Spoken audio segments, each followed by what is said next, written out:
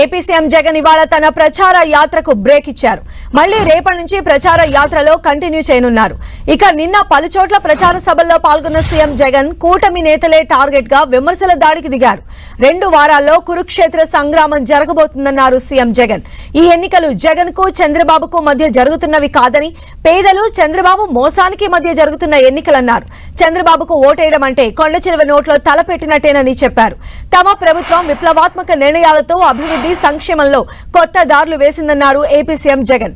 59 నెలల తమ పాలనలో విప్లవాత్మక మార్పులు తీసుకువచ్చామన్నారు. విద్య, వైద్యం, సంక్షేమం అన్నింటిలో విప్లవాత్మకంగా నిర్ణయాలు తీసుకున్నామన్నారు. బాబు హయాంలో ఇలాంటి పథకాలు ఎందుకు రాలేదని ప్రశ్నించారు. 2014లో బీజేపీ జనసేనతో కూటమిగా వచ్చిన చంద్రబాబు మరోసారి ప్రజలను మోసం చేసేందుకు కొత్త హామీలతో వస్తున్నారని అన్నారు. ఇప్పుడు ఇష్టం వచ్చినట్లు హామీలిచ్చి ఎన్నికలయ్యాక చంద్రబాబు మేనిఫెస్టోను చెత్తబుట్టలో పడేస్తారని అన్నారు. చంద్రబాబు తన జీవితంలో ఎప్పుడూ పేదలకు మంచి చేయలేదన్నారు సీఎం జగన్. జగన్ కు ఓటేస్తే సంక్షేమ పథకాలు కొనసాగుతాయని, పొరపాటున బాబుకు ఓటేస్తే పథకాలు ఆగిపోతాయని చెప్పారు. సంస్కరణను తీసుకొచ్చాం, పథకాలు తీసుకొచ్చాం. ప్రతి పేదవాడి బతుకును మార్చాలని అడుగులు పడతా ఉన్నాయి.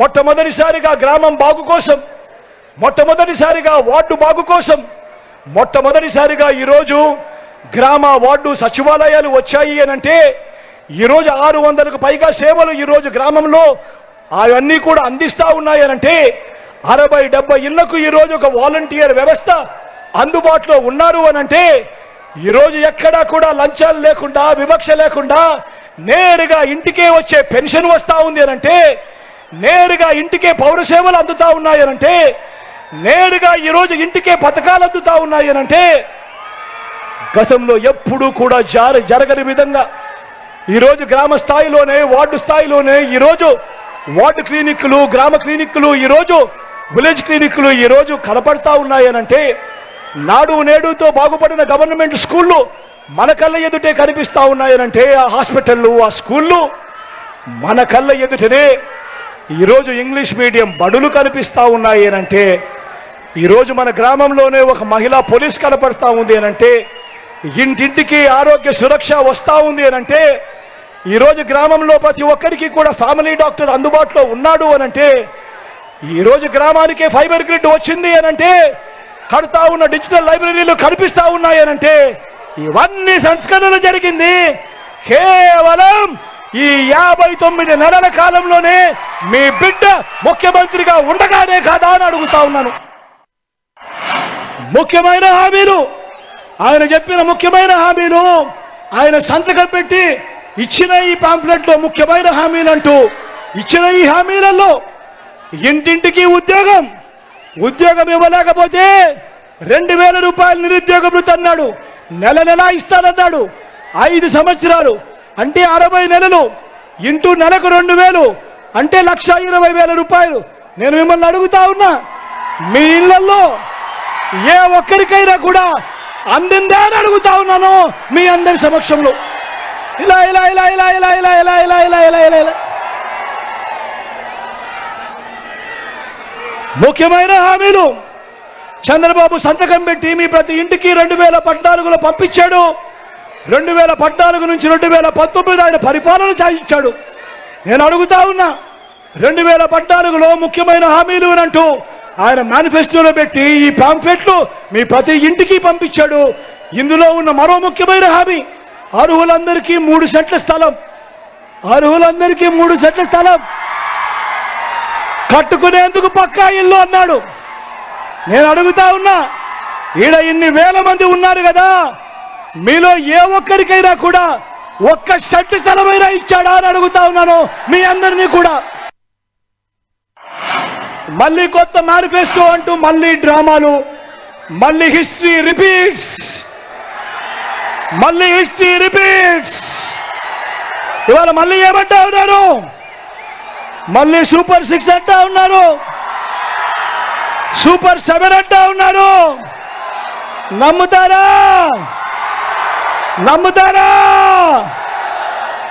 ఇంటింటికి కేజీ బంగారం ఇస్తామంటున్నారు. నమ్ముతారా? ఇంటింటికి బెంజ్ కారు కొనిస్తామంటున్నారు. నమ్ముతారా? మరి ఆలోచన చేయమని కోరుతా ఉన్నా. ఇలాంటి మోసగాళ్లతో, ఇలాంటి అబద్ధాలు చెప్పే వాళ్ళతో ఈరోజు యుద్ధం చేస్తా ఉన్నాం. అందుకే నేను మీ అందరికీ కూడా ఒకటి చెప్తా ఉన్నా, అందరూ ఆలోచన చేయండి. ఈరోజు ఇంటికి వెళ్ళి ప్రతి ఒక్కరూ ఆలోచన చేయండి. వచ్చే 5 సంవత్సరాల మీ తలరాతను మార్చే ఎన్నికలు అన్నది ప్రతి ఒక్కరూ కూడా గుర్తుపెట్టుకోమని కోరుతా ఉన్నా. వాలంటీర్లు మళ్ళీ ఇంటికే రావాలన్నా, పేదవాడి భవిష్యత్ మారాలన్నా,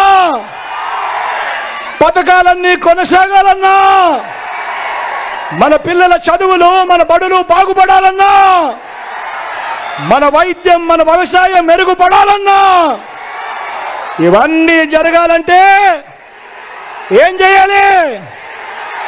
2 బటన్లు ఫ్యాన్ మీద నొక్కాలి. ఫ్యాన్ మీద నొక్కాలి.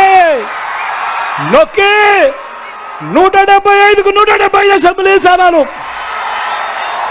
25 ఎంపీలకు 25 ఎంపీ స్థానాలు, ఒక్కడి కూడా తగ్గేందుకు వెళ్ళలేదు.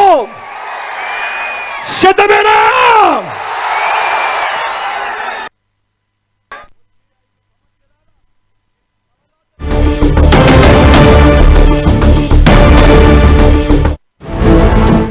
జగన్మోహన్ రెడ్డి గారు చాలా బాగా పథకాలు చేశారండి. మాకు ఆయన వల్ల మేము చాలా లబ్ధి పొందుతున్నామండి.